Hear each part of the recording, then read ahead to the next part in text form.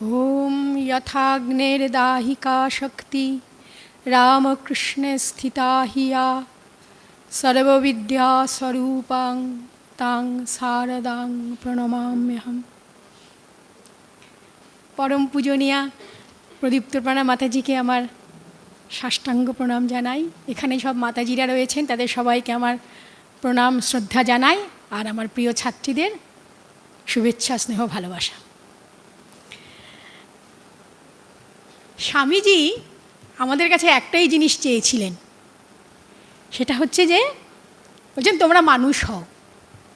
কীরকম মানুষ চেয়েছিলেন? মানে যে যার মাংসপেশিগুলো হবে একেবারে লোহা দিয়ে তৈরি, মাসেলস অফ আয়রন, যার স্নায়ুগুলো ইস্পাতের মতন, নার্ভস অফ স্টিল, আর তার মধ্যে থাকবে একটা বজ্রের উপাদানে তৈরি মন। এই মন নিয়েই আমাদের আজকে সব কথা হবে। এখন দেখো, এই যে আজকে যে এই বস্তু জগতের এই অসীম জ্ঞান ভাণ্ডার মানুষের যে আয়ত্তে এসেছে, এই যে এতক্ষণ আমরা মন্ত্রমুগ্ধের মতন শুনছিলাম যে কত জ্ঞান মানে মানুষের আয়ত্তে এসেছে, তা বা এই যে আজকের যে বিজ্ঞানীরা প্রকৃতির কত গোপন রহস্য উদ্ঘাটন করেছে, কার সাহায্যে? যার সাহায্যে পেরেছে সেটা কিন্তু মানে ওই যন্ত্রটার নাম কিন্তু মন। মানুষের মন হচ্ছে তার জ্ঞান আহরণের একমাত্র উপায়। জীবন বিজ্ঞানে নোবেল প্রাইজ পেয়েছেন, ওনার নাম হচ্ছে ডক্টর অ্যালেক্সিস ক্যারেল। তার একটা বই আছে ম্যান দ্য আননোন। সেখানে খুব সুন্দর করে উনি বলছেন যে বিশ্বের বৃহত্তম শক্তির উৎস হচ্ছে মানুষের মন। এই যে মানুষের মনের এত ক্ষমতা কেমন করে হলো, একটা গল্প বলি।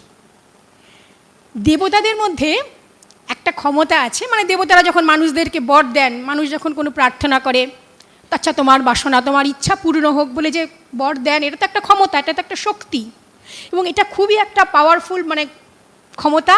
এবং এটা তো যেখানে সেখানে রাখা যায় না, যে কোনো সময় যদি কেউ নিয়ে টিয়ে নেয়। তো দেবতাদের মনে খুব চিন্তা হলো যে এই শক্তিটা ওরা কোথায় লুকিয়ে রাখবেন যাতে মানুষ আগেই না নিয়ে নিতে পারে, ওরা যাকে দেবেন সে পাবে। তো ভেবে একজন দেবতা বললেন যে ঠিক আছে, এটাকে একদম পাহাড়ের চূড়ায় রেখে দাও। পাহাড়ের চূড়ায় ওরা গিয়ে গিয়ে কোনো একটা বড় যান আবিষ্কার করবে, চন্দ্রযান উদ্যান সেখান থেকে নিয়ে চলে আসবে।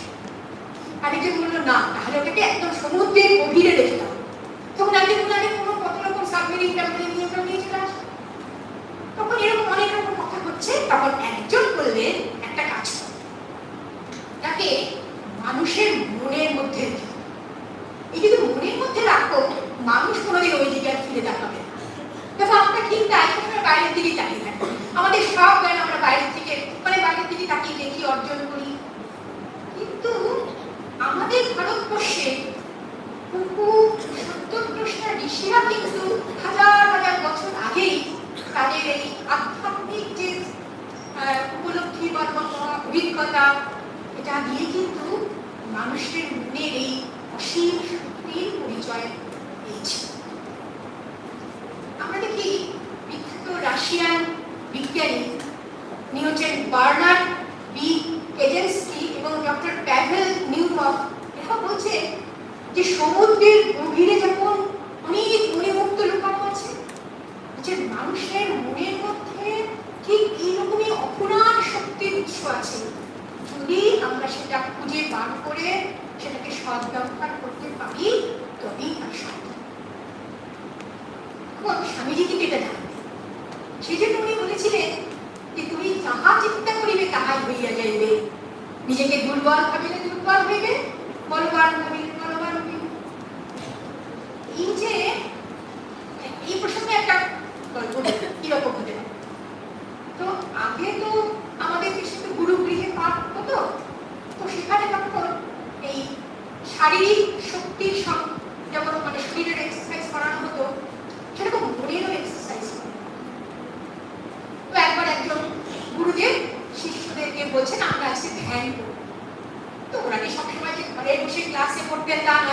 ওই শান্তিনিকেতনের মতন বাইরে তোমরা বাইরের গাছে ঝোপের নিচে এরকম পাঠ নিতে।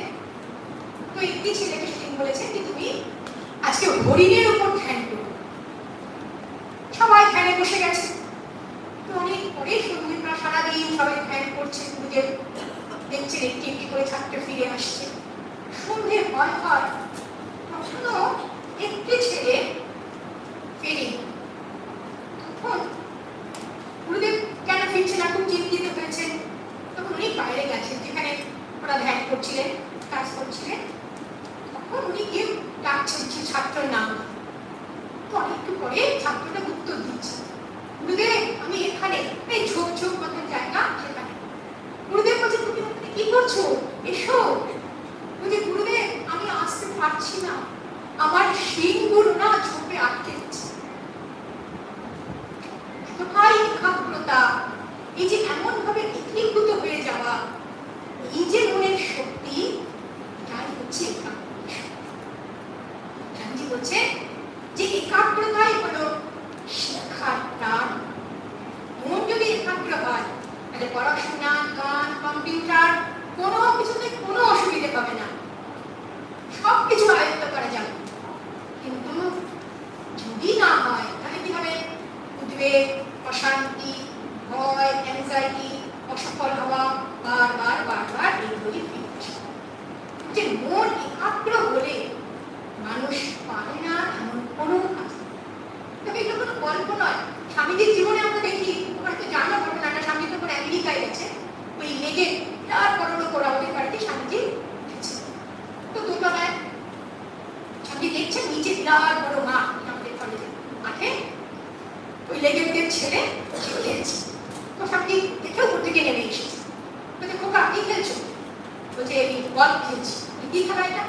বলছে ওই যে দূরে গর্ত রাখা আছে, গর্ত আছে, এই যে কলটা দেখতে পাচ্ছেন, মারতে হবে স্টিক দিয়ে, ওই গর্তে গিয়ে পড়বো। স্বামী বলছে তো ওইটা কতবারে করা যায়? বলছে অনেকবার লাগে, বুঝতে পারছে না, অত দূরে গর্ত, ওখানে যাবে বল, কি সাধারণ কথা। বলছে তাও ঠিক আছে তুমি বলো, সবচেয়ে কম বারে কে পেরেছে? সবচেয়ে কম বারে ওই একজন পেরেছিলেন, সেটা 3 বার। স্বামী বলছেন আমি একবারই পাবো। ছেলেটি মানে অসম্ভব, বেড থাকে। ছেলে ঠিক আছে $1 ছিল, এই $1 অনেক ওর কাছে, ও $1 পেয়ে। স্বামী বলছে বেড কথাবার্তা বলছে, ওর বাবা থেকে নেমে মিস্টার লেগে। তো বলছে কি যে হচ্ছে তোমাদের কথা? উনি বলছে দেখুন ও কি বলছে, উনি বলছেন এটা নাকি একবারে পারবেন।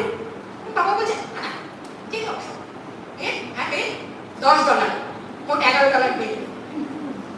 স্বামীজি তখন বলে ঠিক আছে, কি করলেন?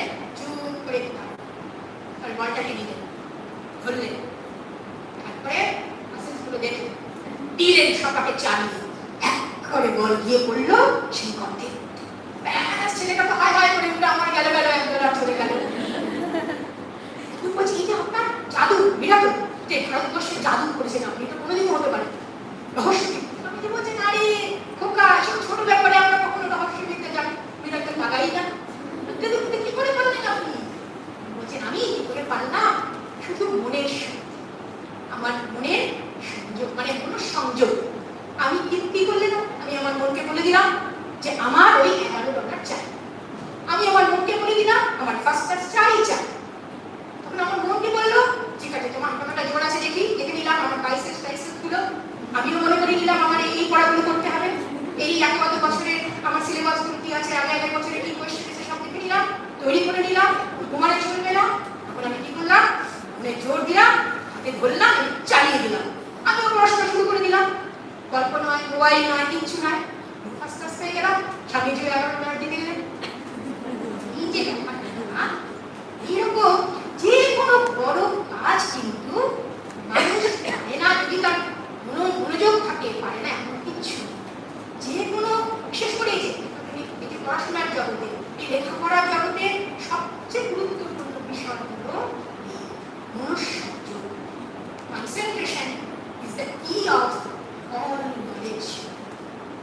দেখো শুধু আমাদের দেশে, মানে দেশ বিদেশের যে বড় বড় যারা, মানে বড় বড় ইউনিভার্সিটিগুলো, যেমন হলো অক্সফোর্ড, কেমব্রিজ, সমস্ত ইউনিভার্সিটিগুলোর সবচেয়ে ভালো ভালো ছাত্রীরা, ভালো গবেষকরা, ভালো প্রফেসররা সবারই একটা পয়েন্টে একেবারে মিল, মানে এই একটা পয়েন্টে কমন ক্যারেক্টারিস্টিক্স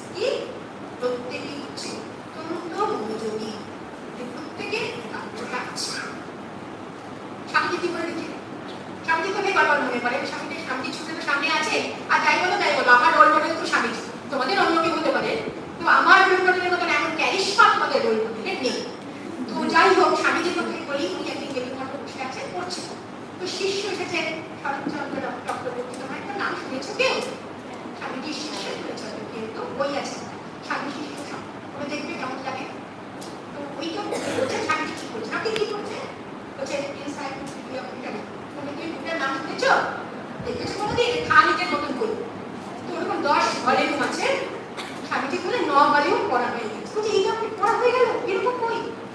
বলছে হ্যাঁ, বিশ্বাস করছি সত্যি ধর না। তো শিষ্য কি করলে ওই 9টা ভলিউম থেকে স্বামীজিকে ভর্তি করা। স্বামীজি দাড়ি কমা শুদ্ধ করে দিতে লাগবে। বাবা ঠিক এরকমই আরেকবার স্বামীজিকে অবিশ্বাস করেছিল যখন উনি ইয়েতে রয়েছেন মিনাটের লাইব্রেরিয়ান। তখন উনি ঘুরছেন ভারতবর্ষে, সেখানে রকনানন্দ স্বামী ও ভাই লাইব্রেরি থেকে প্রতিদিন যান, একটা করে বই নিয়ে আসেন, সেটা আবার কঠিন কঠিন বিজ্ঞানের সায়েন্সের বই আর তো নিয়ে এসে পড়েন, আর পরের দিন আবার ফেরত দিয়েছেন। তো লাইব্রেরিয়ান একদিন বলছে কি আপনি রোজ নিয়ে যান, না পড়ে পড়ে ফেরত দিয়ে দেন, কি ব্যাপার? বলছে না না আমি তো পড়ি না, আমার গুরু ভাই পড়ে। পড়েন না এমনি নিয়ে যান। উনি এসে স্বামীজিকে বলেছে, স্বামীজি বলছে পরের দিন চল তোমার সঙ্গে যাই। তো গেছেন সে লাইব্রেরি, গিয়ে ওই লাইব্রেরিয়ানও ঠিক ধরেছেন, স্বামীজি সব বলে দিলেন। এখন যেন ওই মিনারের ওই লাইব্রেরিয়ানের চেয়ারের ওপরে স্বামীজির ছবি ঝুলছে। তিনি নিজেই বলে গেছেন the difference between an ordinary person and a great person lies in the degree of concentration. মানে আমি যে মহাপুরুষের মধ্যে আর একজন সাধারণ আমার মতো মানুষের মধ্যে তফাৎটা কি?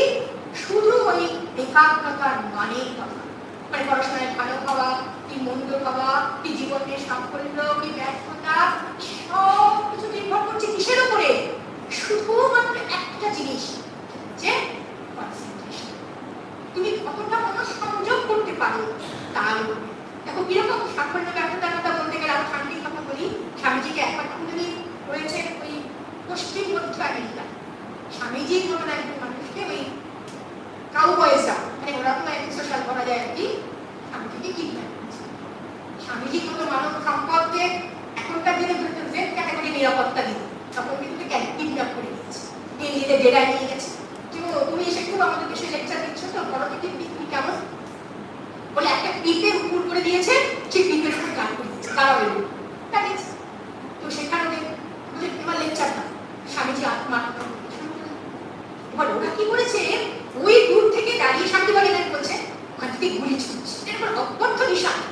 একটা গুলি স্বামীজি ডান কানের পাশ দিয়ে চলে গেল, একটা চলে গেল বাঁ কানের পাশ দিয়ে, একটা মাথার উপর দিয়ে গুলি চালিয়ে যাচ্ছে।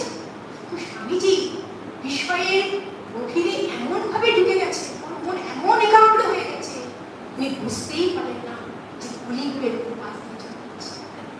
এইরকম তো এইরকম তারপরে কাউবাস গেছে, স্বামীজি পায়ে পড়ে গেল। দেখো তুমি হয়তো ভাববে আমি শুধু স্বামীজির কথাই বলছি না, এই যে জন ভন নয়ম্যান, উনি হচ্ছে দুবার নোবেল প্রাইজ পেয়েছেন। উনি ওই আইনস্টাইনের সমস্যা, উনি লিখছেন যে আমি একদম নিশ্চিত করে বলছি, যদি আমি কোনো একটা বিষয়ে আমার মনকে সংযোগ করি, মনঃসংযোগ করি, গভীরভাবে ভাবি, তাহলে আমি শিওর বলছেন আমি সায়েন্সের হোক বা ম্যাথমেটিক্সের হোক যে কোনো সমস্যার সমাধান করতে পারবো। সেখানে কি করতে হবে? মনকে অভ্যাস, কিসের অভ্যাস? মনোযোগের অভ্যাস, মনঃসংযোগের অভ্যাস। কিরকম মনঃসংযোগ? যে সাপ যখন কোনো জিনিসের ঝোল দেয়, দেখেছো কি কোনোদিন? দেখবে একবারে ফোনাটা তুলে একেবারে স্থির হয়ে দাঁড়িয়ে আছে, মানে একেবারে লেজার লাইট। লেজার কি? যে ইলেকট্রিসিটি যে বাল্বের মধ্যে দিয়ে চলছে, কিন্তু এই ইলেকট্রিসিটিটাকে যখন আমরা লেজারে নিয়ে যাই, একটি অপারেশন হয়, চোখের অপারেশন, কিন্তু লেজার অপারেশন মানে শুনেছো নিশ্চয়ই, একেবারে একটা পয়েন্ট, কোনো স্ক্যাটার নয়, ছড়ানো ছিটানো নয়। ওই রকম মনোযোগ যখন সাপ যখন ছোবল মারতে যায়, ঠিক ওই রকম মনঃসংযোগটা এক লক্ষ্য, এবং এটা কি অনেকক্ষণ ধরে থাকতে হবে। আমরা পারি 2-3 সেকেন্ড না, হোল মিনিট অনেকক্ষণ ধরে থাকবো। এবং যখন এটাকে ধরে থাকবে মনঃসংযোগটা, দেখবে সাপ যখন ছোট দিতে যায় একটুক্ষণ কিন্তু থাকে, তখন যদি উনি তার শিক্ষাটা যদি মনে চলে এদিক ওদিক চলে যায়, সাপ কিন্তু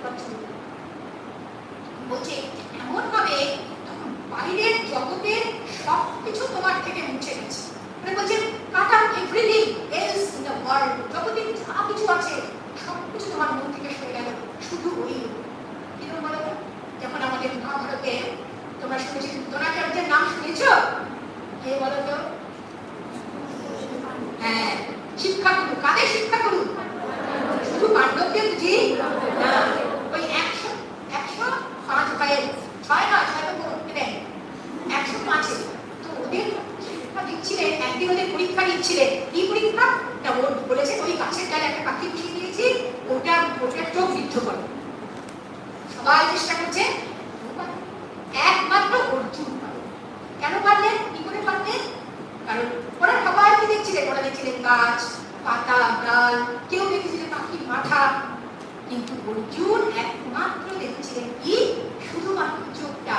আর তখন তীর ছুড়লেন, তীরটা ওখানে গিয়ে বিদ্ধ করে।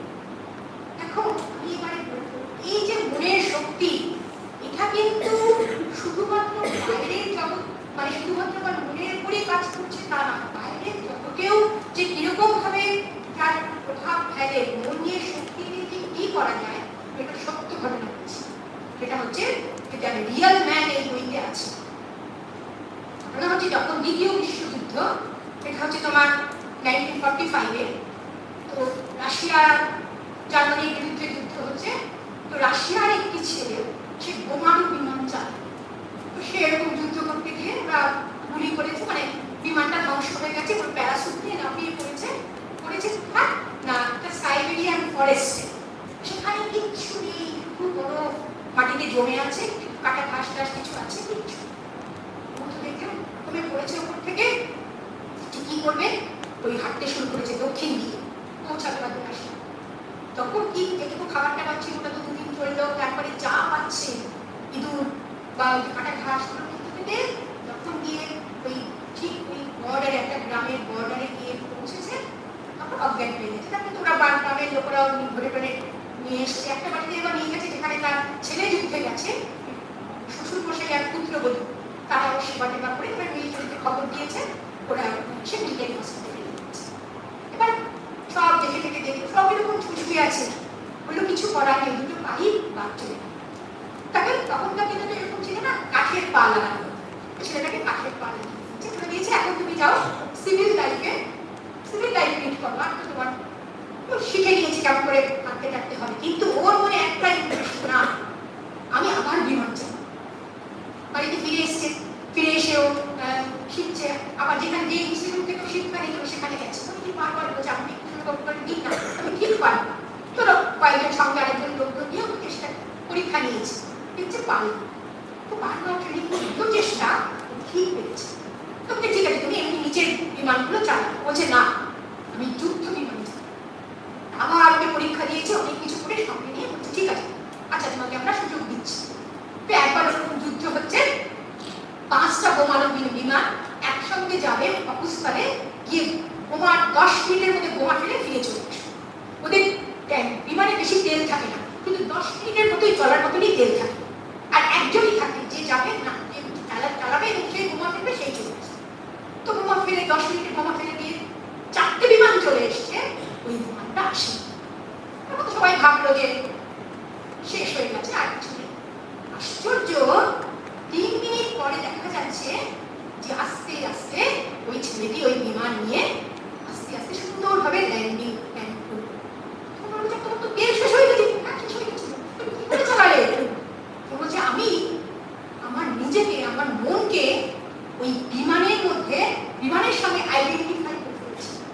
আমি জানি এই বিমান আর আমি এক, আমিও চলবো, বিমান ওই মনোযোগ কতখানি সাংঘাতিক সত্য ঘটনা, ওই বিমানকে আস্তে আস্তে নেয়। এটা আমরা কি করে জানতে পারলাম পরে, যখন ওই যুদ্ধ শেষ হয়ে গেছে, জার্মানি হেরে গেছে, তো ওদের একটা সভা, একসঙ্গে সবাই মিলে সংবর্ধনা দিচ্ছে, সেখানে আমেরিকান, রাশিয়া, ইংল্যান্ড সবাই আছে, সেখানে পৃথিবীকেও সংবর্ধনা দিয়েছে। তখন ওকে বলছে যে তুমি কি করে করতে, একটা রিপোর্টার এসেছে, উনি দেখে বলছেন যে এই কি ব্যাপার। তখন বলে হ্যাঁ, ও তার বাড়িতে গেছে। তখন সেই রিপোর্টার জানতে পেরেছে যে কি অসাধ্য, মানে মনের শক্তিতে মানুষ কি করতে পারে। তাহলে দেখো মন কতটা শক্তিশালী। কিন্তু এখন একটা সমস্যা হচ্ছে আমাদের পৃথিবীতে, এটা হচ্ছে বিভিন্ন জায়গা থেকে অভিযোগ আসছে যে মানুষের মনোযোগ চলে যাচ্ছে। এই 2 বছর আগে আমাদের সারদাখানের খবর এসেছিল, ওই নর্থ বেঙ্গল থেকে 10টা-12টা স্কুল আর 6টা কলেজ থেকে, যে আপনাদের স্টুডেন্টরা পড়াশোনায় মন দিতে পারছে না, আপনারা কি কিছু করতে পারেন। তখন আমরা একটু গেছিলাম, সেখানে যাওয়ার জন্য আমি দেখলাম সব জায়গা থেকে একই অভিযোগ, আমাদের ছেলেরা পড়ায় মন দিতে পারছে না। এটা শুধু আমাদের দেশে নয়, বাইরেও ডালিয়া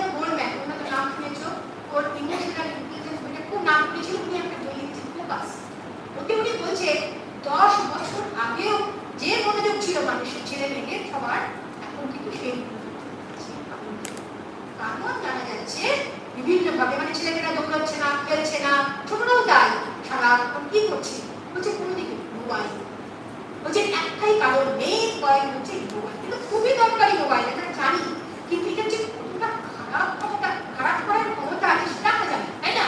যেটা আপনার সাথে একটু জানতে চাই যে মোবাইল একই সঙ্গে ভালো এবং খারাপ কিরকম। এইটা একটা সাধারণ টেকনোলজি নয়। দেখুন আমাদের ল্যান্ড ফোন আগে ছিল, এটা কিন্তু মোবাইল আর ল্যান্ড ফোনে কিন্তু হেভেন অ্যান্ড হেল, আকাশ পাতাল তফাৎ। কি করেছে, এই মোবাইলটাকে এমন উদ্দেশ্যে তৈরি করা হয়েছে যেটা কিনা কি করবে না, যেটা কিনা আমাদের এই সাধারণ আমাদের ছোট ছোট মাথাগুলো থেকে বা যাই হোক এদের থেকে কনসেন্ট্রেশনটাকে, অ্যাটেনশনটাকে, ফোকাসটাকে নষ্ট করে। তো এই ব্যাটাটাকে এই জন্যই তৈরি করা হয়েছে। কি করে ও প্র্যাকটিস করছে এটা, এটা হচ্ছে বড় বড় মাল্টিন্যাশনাল কোম্পানি যে মাথারা, তারা কি করেছে, তারা এই উদ্দেশ্যে থেকে বানিয়েছে। সে যে উদ্দেশ্যে বানিয়েছে তার নাম হচ্ছে অ্যাটেনশন ইকোনমি। মানে কি এখানে একটা নতুন জিনিস, কি নতুন জিনিস, আমাদের মনোযোগটাই, আমাদের কনসেন্ট্রেশনটাই এখানে পণ্য, ওইটাই বিক্রি হয়ে যাচ্ছে। কিরকম, এই যে আমাদের ফোকাস, এটাকে মানিটাইজ করা হচ্ছে। কি করা হচ্ছে, কি করে আমাকে আমাদেরকে মোবাইলের মধ্যে কি করে অ্যাডিক্টেড করে দেওয়া যায়, তাহলে আমাদের আর কোনো কাজ হবে না। দেখো কত ভালো ভালো ছাত্রীরা, এই যে আমাদের যারা কম্পিউটার ডিজাইন নিয়ে করছে, কম্পিউটারে ডিজাইন করে মাথায় কোনো রকম আসছে না, কিরকম ডিজাইন করবে, ডিজাইন আসছে না। আর একটু সাধারণ ঘটনা, একটা গরুর রচনা লিখতে দিয়েছে, বলছে গুগল গরুর রচনা করে দাও, গুগল করে দিচ্ছে। কোনো কিছু না, কোনো সাধারণ জিনিসও আমরা নতুন করে আর চিন্তা করতে পারছি না। কেন? চিন্তা তো হারিয়ে গেছে। সারাক্ষণ ওই সোশ্যাল মিডিয়া, ছোট ছোট বাচ্চারা খেলছে না, খেলাধুলো বন্ধ হয়ে গেছে। কি হচ্ছে, কেন হচ্ছে? বলছে ইচ্ছে করে ওরা করছে। কেন? আমাদের দেশের জনসংখ্যা হচ্ছে, যুব সংখ্যা 68%, ইউরোপে 18%। ওরা সবচেয়ে বেশি জনসংখ্যা তো আমাদের। তো আমাদেরকে যদি শেষ করে দেওয়া যায়, আমাদের ইউথদেরকে যদি নষ্ট করে দেওয়া যায়, কি করে ওদের যদি অ্যাডিক্টেড করে দেওয়া যায়, মোবাইল ছাড়া ওরা থাকতে পারবে না, এক মিনিট থাকতে পারছে। একটা অসুখ, FOMO, fear of missing out, যে মুহূর্তে তুমি বন্ধ করছো এই বলে একটা কোনো মেসেজ চলে এলো, আমার সর্বনাশ, এটা আমি দেখতে পাচ্ছি। কিছুই নেই ওদের, নাথিং। শুধু তুমি পড়তে বসেছো, তুমি মোবাইলটা পাশে রেখে দিয়েছো, টুক করে ব্যাস, ফোন দিয়ে পড়ছিলে, তুমি তাকালে, এই যে তুমি তাকালে, ব্যাস সব শেষ। কি শেষ হলো না, এটাই শেষ হলো যে তুমি আস্তে আস্তে ওদের আওতায় চলে যাবে। কিরকম, তোমার মোবাইলের নেশা হয়ে যাচ্ছে আস্তে আস্তে। আর এই নেশাটা না গ্রামের নেশা হয়, এরকম সবাই বুঝতে পারে, গ্রামে লিখতে ডাক্তার দেখাবে, রিহ্যাবিলিটেশনে নিয়ে যাবে, কিন্তু কেউ বুঝতে পারছে না কি হচ্ছে। দেখো গবেষণা করে দেখা গেছে, মানে সাইকোলজিক্যাল সার্ভেতে দেখা গেছে, ওই যে তুমি পড়ছিলে বা একটা অ্যাসাইনমেন্ট করছিলে, তুমি ওটার মুখটা থেকে মন তুলে তুমি 1 সেকেন্ড, ফ্র্যাকশন অফ সেকেন্ডের জন্য এই যে তোমার ডিস্ট্রাকশন হয়ে গেল, এইটা ফিরে আসতে জানো কত সময়? 12 মিনিট। ওই যে একটু সময় তাকালে এই ফিরে আসা, আবার কোনো সংযোগ করার 12 মিনিট, 12 মিনিটের মধ্যে আবার একটা টুকু হয়ে গেল, তাহলে তোমার আর কিছুই হলো না। সেজন্য আমরা সোশ্যাল একটা ডকুমেন্টারি ফিল্ম হয়েছিল, সোশ্যাল ডিলেমা, ওতে এই সমস্তগুলো আছে যে কেমন করে বিদেশের ইউনিভার্সিটিগুলোতে, স্ট্যানফোর্ড ইউনিভার্সিটি, এইগুলোকে জানো এই অ্যাটেনশন ইকোনমির উপরে পিএইচডি করানো হচ্ছে, এমএসসি করানো হচ্ছে, যাতে ওরা আমাদের এই সমস্ত দেশগুলোর স্টুডেন্টদের, ছাত্রছাত্রীদের এইভাবে চলে যায়। কি হবে তাতে? কি হবে আমাদের? কি হবে? টাকা তো ভাবছি একটু ফ্রি আমরা পাচ্ছি, একটা মোবাইল কিনেছি, যেটা ফ্রি পাচ্ছি, ফ্রি নয়। কি হচ্ছে, যত আমরা ওদেরগুলো দেখবো তত ওদের রেভিনিউ বাড়বে, ওদের পয়সা হবে, আর আমাদের কত গরিব পরিবারে রেখেছে, কি ভালো জল হাই সেকেন্ডারিতে আইআইটি কানপুরি চান্স পেল, ব্যাস সারাদিন মোবাইল। আমাদের খুব পরিচিত একজন, আমাদের তার নাতনি রোজ এসে কি ভালো পড়াশোনায় 2 বোন জন্ম দিল, একটি বোন ভালো রেজাল্ট করে, আরেকটি বোন এই মোবাইলের অ্যাডিক্টেড। কিছুতেই এখন নিজের কন্ট্রোলে রাখছে, কিছুতেই কিচ্ছু করা যাচ্ছে না। কি সাংঘাতিক, মানে মোবাইল কি করছে, আমার চিন্তা ভাবনা, আমার কি ভাবনা, একটা যন্ত্র কন্ট্রোল করছে, আমি করছি না। যে এটা অবস্থা, মানে আমার মনোযোগ, আমি আমার সময় চলে গেছে, শেষ করে দেবো। শুধু আমি কি বলতে তোমরা বুঝতে পারছো যে মোবাইলটা আমাদের কোন দিক দিয়ে নিয়ে যাচ্ছে? তাহলে এর থেকে বাঁচবার কি করবো আমি এখন? আমরা কি বাঁচবো? বলছে হ্যাঁ, বলছে মোবাইল স্বামীজি আবার সেই স্বামীজি কি বললেন? স্বামীজি দেখো সব পথে বললেন না দিদি একটু আগে, যে এডুকেশন ইজ এ প্যারিশিয়া অফ অল অপশনস। এমন কোনো কিছু নেই যার ওষুধ নেই, শিক্ষা কি আছে? হ্যাঁ আছে, কি করবো বলছে, কি করতে হবে তোমাদের? বলে মনোযোগ বাড়বার উপায় কি করতে হবে? বলছে অ্যাক্টিভ ট্রেনিং অন অ্যাটেনশন, মানে ধ্যান। মনোযোগ কি করবে? বলছে একটি কারণে মনোযোগ বাড়ে। মনোযোগ পাই কেন? মনোযোগ আমরা দিতে পারি কখন? যখন আমাদের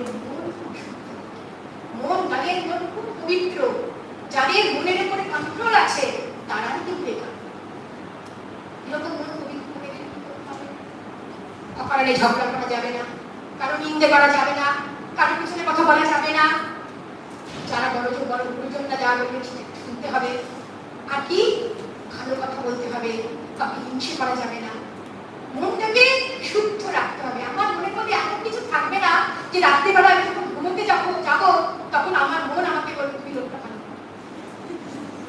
এই জন্য আমার নিজের জন্য যেন আমি কখনো ছোট হয়ে না যাই, যে এরকম ভাবে সেটাই হচ্ছে এই মনই পারে নিজেকে কন্ট্রোল করতে। না দিদিটা বললেন যে আমার চিন্তা ভাবনা, আমার ভাবনা আমি কন্ট্রোল করবো। কেন একটা যন্ত্র কন্ট্রোল করবে? আমি কি সিনেমা দেখবো, আমি কোন কি দেখবো সেটা আমার মোবাইল ঠিক করে দেবে না। আমি দেখে মোবাইলে কাজ হয়, তুমি যেটা দেখছো ওটাই চলে আসা, তার মানে ফোনে তো ঠিক করে দেবে। তুমি কি কোন জায়গা থেকে জামাটা বলতে মোবাইল তুমি ট্রেনের কোন টিকিট কাটবে, কোন ফ্লাইটে থেকে মোবাইল ঠিক করে দিচ্ছে। এগুলো তোমরা আস্তে আস্তে দেখতে পাবে যখন বড় হবে। স্বামীজি কি বলছে? একটু উপায় কি করতে পারো? তুমি যে কাজটা করবে সেটা তোমার পুরো মন দিয়ে করতে হবে, এরকম তখন তোমার মনে অন্য কিছু থাকবে না, মানে কনসেন্ট্রেশনের হ্যাবিটটা দিতে হবে ফুলেস্ট পসিবল। মনে করো তুমি জুতোর ফিতে পাচ্ছো বা জামায় ফুলের ফিতে পাচ্ছো, এরকম তো পুরো মন দিয়ে তোমার জুতোর ফিতেটা একটা একটা বড় বড়, একটা ছোট হলো, জুতোটা খুলে রাখলে একটা ইয়ে চলে গেল, একটা ছোট হলো না। যে কাজটা তুমি করবে, স্বামীজি বলছেন তুমি মনে রেখো তোমার মন কিন্তু একটা সেম মাইন্ড। তুমি সারাদিন ঘুরে বেরিয়েছো, ওখানে খেয়েছো, ওখানে সিনেমা দেখেছো, সন্ধ্যাবেলা যদি কিছু বলো যে আমি এখন পড়তে বসি, পরীক্ষা আছে, তোমার মন তোমার কথা শুনবে। তুমি যদি বেশি জোর করো, তুমি সকালবেলা উঠে দেখবে মা এসে ডাকে পড়ে ও সকাল হয়ে যাবে। কেন? তোমার মন তোমার কথা শুনবে না। সারাদিন তুমি আমাকে দিয়ে যা ইচ্ছা তাই করি, সকালে তোমার কথা কেন? যখন তুমি গল্প করবে, যখন সিনেমা দেখবে, তখনও যে পুরো মন দিয়েই করতে হবে। তুমি ভাববে আমি গল্প তো আর সিনেমা যখন মন দিয়েই করি, ওইরকম পুরো মন, সেখানে অন্য কিছু থাকে।